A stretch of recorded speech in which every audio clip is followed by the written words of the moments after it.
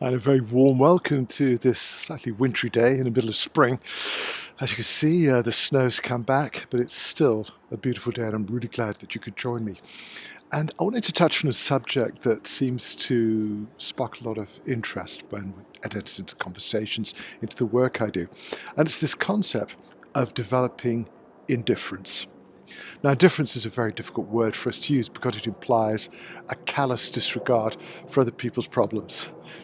And I wanted to touch on it because I would suggest that most of the time when we react to the difficulties, challenges, to the injustices, the inequalities of the world, most of the time we feel a profound sense of injustice. It riles us. We want to do something about it. But for thousands of years we've understood but there is a better way of dealing with these problems. And the real question is to ask ourselves whether we can do something about the problem, we can do something about the situation. Are we in a position to make a difference? Or do we just want to fume and run around in circles, venting our frustration and just expressing our anger, expressing our disappointment with the world?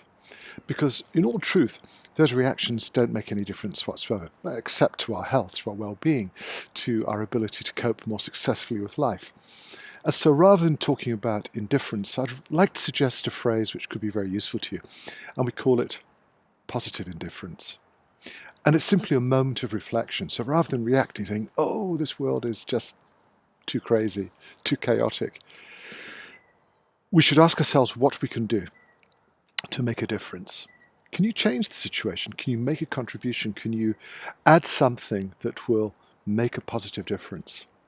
If you can, that's your pathway. You are now able to take the next step.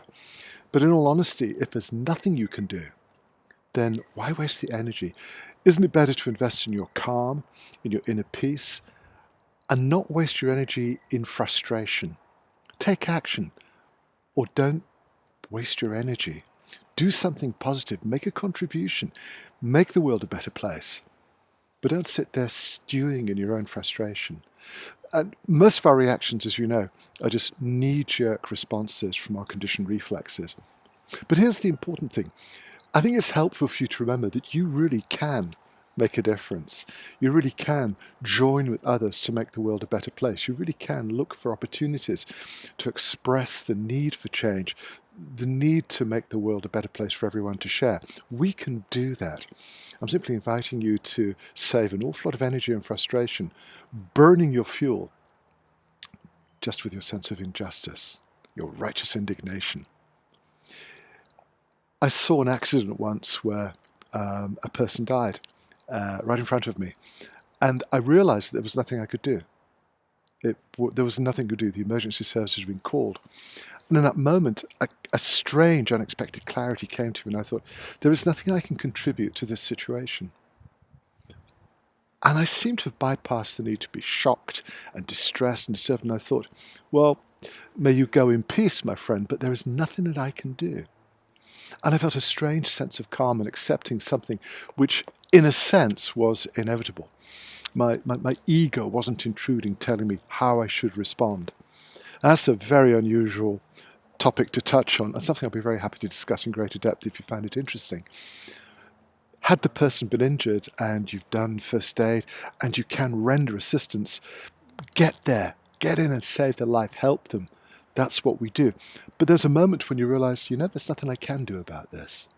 So I'm not going to waste my energy in redundant emotional responses that don't actually contribute anything to the situation. Could I help this person? No. But there are so many opportunities where we can make a difference, where we can help, where we can contribute, where we can join together to make the world a better place. And I would argue that's a better use of our energy. Positive indifference helps us to identify where we're running away, where we're ignoring problems, where we're just using our frustration as it's like a default position to save us the effort of getting involved in practical projects to make a difference. If we use our energy more constructively, we really can make the world a better place. And that's my invitation to you today. On that note, you can probably detect that the snow is getting a little heavier. Still a beautiful day. In my part of the world, this still counts as spring because it's just above freezing. So we don't have people wrapped up and huddled against the severe temperatures that sometimes arrive. Thank you so much for joining me. Feel free to share your comments and observations, and I'll look forward to being back with you again very soon. Have a wonderful day.